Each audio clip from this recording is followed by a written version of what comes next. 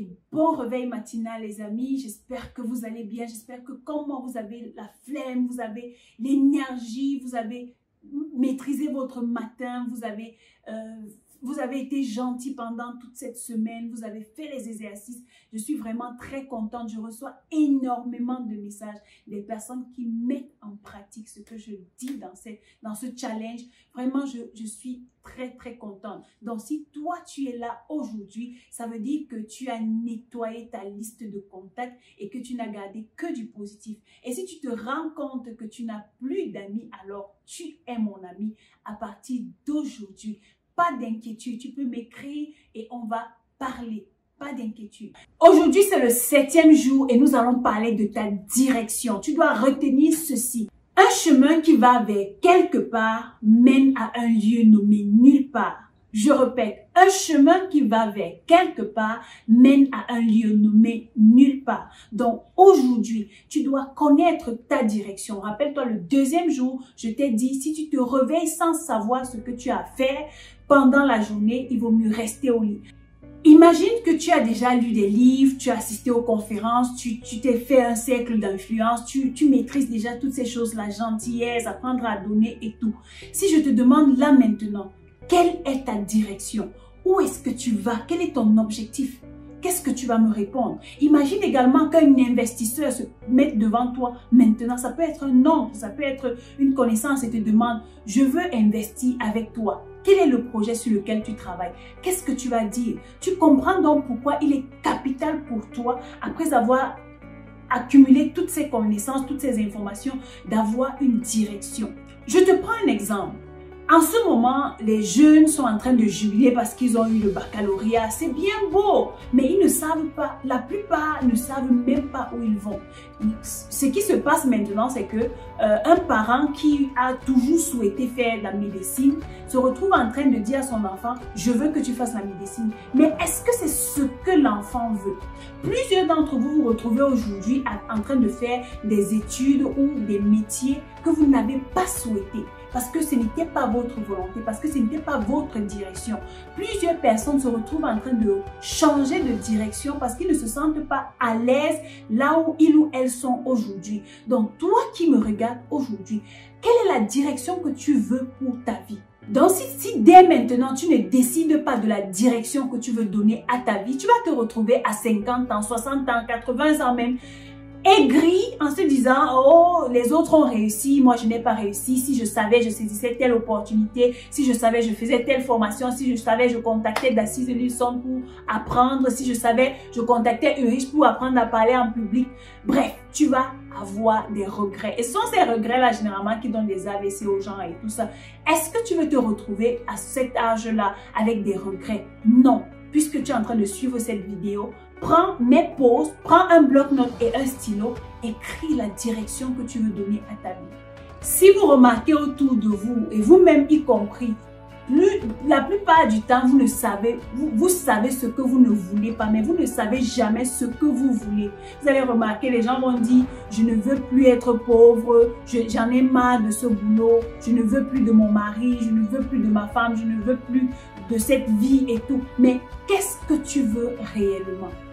Donc, si tu veux devenir, si tu ne veux plus être pauvre et que tu veux devenir riche, si tu veux avoir de l'abondance, écoute donc ces conseils que je vais te donner pour transformer ta vie et exploser ton potentiel parce que c'est de ça qu'il s'agit. Donc, avant de te donner ce conseil, je vais te recommander de prendre un bloc-notes et un stylo parce qu'il y a de la magie entre un bloc-notes et un stylo. Les Américains disent « There is magic in pen on paper ». Donc, tu dois apprendre à écrire ce que tu veux. Donc, tu vas faire des affirmations sur ce que tu veux et non ce que tu ne veux pas. Parce que lorsque tu prononces ce que tu ne veux pas, l'univers te renvoie l'essence de ce que tu as dit. Par exemple, si tu dis « je ne veux plus tomber malade », l'univers enregistre malade. Donc, du coup, c'est ça que l'univers t'envoie. Mais si tu dis « je veux être en santé, je veux être riche, je veux être en bon état, je veux avoir un bon poids, une bonne taille, une belle silhouette », c'est cela que l'univers va te renvoyer. La deuxième chose, c'est que tu dois faire place à tes rêves les plus profonds. Tu vas prendre le temps de réfléchir à ce à quoi tu voudrais que ta vie ressemble dans 2 ans, dans 5 ans, dans 10 ans. Où est-ce que tu te vois? Réfléchis à tes rêves. Qu'est-ce que tu te vois en train d'accomplir? Où est-ce que tu es? Avec qui? Prends le temps d'imaginer parce que lorsque tu prends le temps de visualiser ce que tu veux, tu te mets déjà dans les conditions ou bien tu te mets déjà dans l'esprit de cette personne qui a déjà accompli ces choses. Ne te limite surtout pas. Parce que quand je donne souvent cet exercice, les gens bloquent leur esprit à l'abondance. Ouvre ton esprit. Donc, tu dois faire cet exercice avec une clarté d'esprit. Tu dois par exemple rêver que tu t'es acheté une BMW, je ne sais pas, une belle voiture, la voiture de tes rêves. Dans 5 ans, dans 10 ans, tu rêves par exemple que tu as construit un immeuble 4 niveaux où tu vis avec ta femme et tes enfants. Tu te sens bien. Tu rêves par exemple que tu as salué le président de la République de je ne sais pas quel pays que tu admires ou bien de ton propre pays. Tu rêves de cette façon et tu te vois déjà en train de poser ces actions-là. Tu te mets déjà dans l'élément de cette personne qui est en train de faire ces choses et tu vas te sentir bien. Donc, si tu es un entrepreneur et que tu souhaites par exemple réaliser 5 millions, un chiffre d'affaires de 5 millions, 10 millions, à la fin de chaque mois, tu dois déjà visualiser et déterminer à chaque début, que ce soit au début de l'année, au début du mois, au début de la semaine, au début de chaque journée, tu dois déterminer quel est le chiffre d'affaires que tu veux réaliser. Et tu te dis, si je veux réaliser les ventes de 5 millions en ce jour, tu rédiges, tu écris déjà le résultat que tu souhaites obtenir à la fin de l'année, à la fin du mois, à la fin de la semaine, à la fin du jour. Tu écris cela et chaque matin, tu relis, tu refais des affirmations par rapport aux objectifs que tu t'es fixés. Et là, lorsque tu le fais, tu crées déjà un système dans ton cerveau qui va te permettre de développer des astuces, des solutions qui vont te permettre d'atteindre ce résultat-là. Et il en va de même pour tous les autres domaines d'activité.